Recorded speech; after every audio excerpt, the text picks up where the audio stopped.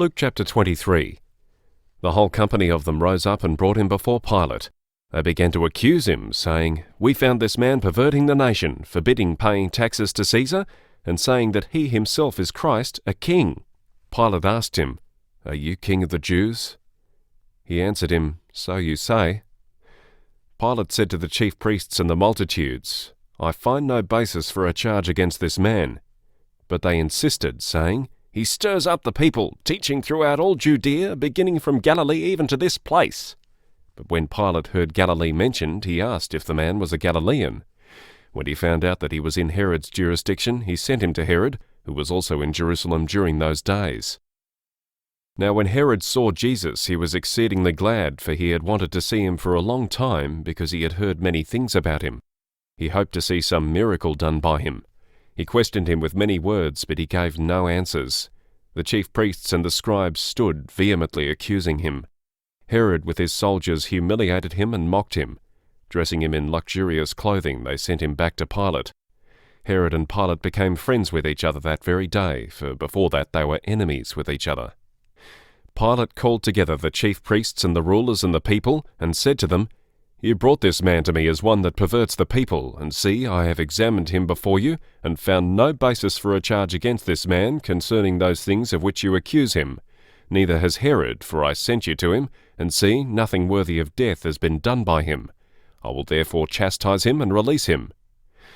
Now he had to release one prisoner to them at the feast, but they all cried out together, saying, "Away with this man! Release to us Barabbas!" One who was thrown into prison for a certain revolt in the city and for murder. Then Pilate spoke to them again, wanting to release Jesus, but they shouted, saying, "Crucify! Crucify him!" He said to them the third time, "Why? What evil has this man done? I have found no capital crime in him. I will therefore chastise him and release him." But they were urgent with loud voices, asking that he might be crucified. Their voices and the voices of the chief priests prevailed. Pilate decreed that what they asked for should be done. He released him who had been thrown into prison for insurrection and murder, for whom they asked, but he delivered Jesus up to their will. When they led him away, they grabbed one Simon of Cyrene, coming from the country, and laid on him the cross to carry it after Jesus. A great multitude of the people followed him, including women who also mourned and lamented him. But Jesus, turning to them, said, "Daughters of Jerusalem, don't weep for me, but weep for yourselves and for your children.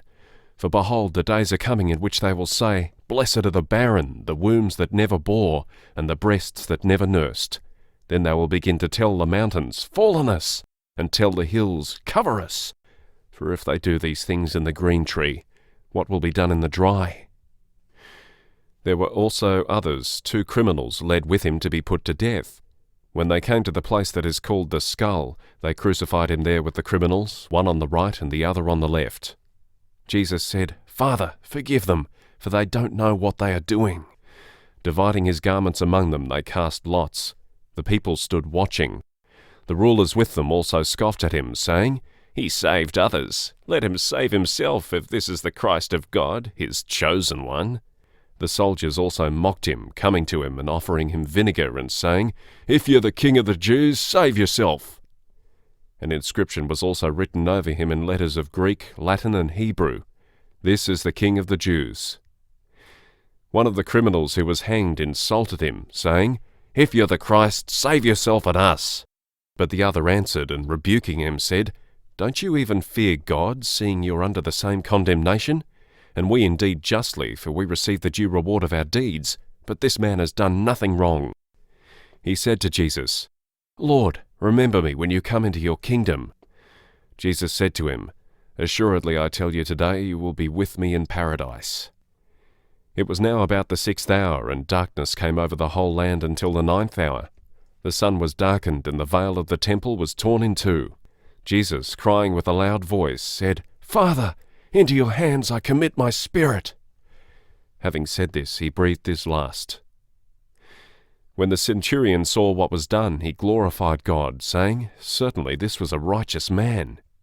All the multitudes that came together to see this, when they saw the things that were done, returned home beating their breasts. All his acquaintances and the women who followed with him from Galilee stood at a distance watching these things. Behold, a man named Joseph, who was a member of the council, a good and righteous man, he had not consented to their counsel indeed, from Arimathea, a city of the Jews, who was also waiting for God's kingdom. This man went to Pilate and asked for Jesus' body. He took it down and wrapped it in a linen cloth and laid him in a tomb that was cut in stone where no one had ever been laid. It was the day of the preparation, and the Sabbath was drawing near. The women who had come with him out of Galilee followed after, and saw the tomb and how his body was laid. They returned and prepared spices and ointments. On the Sabbath they rested according to the commandment.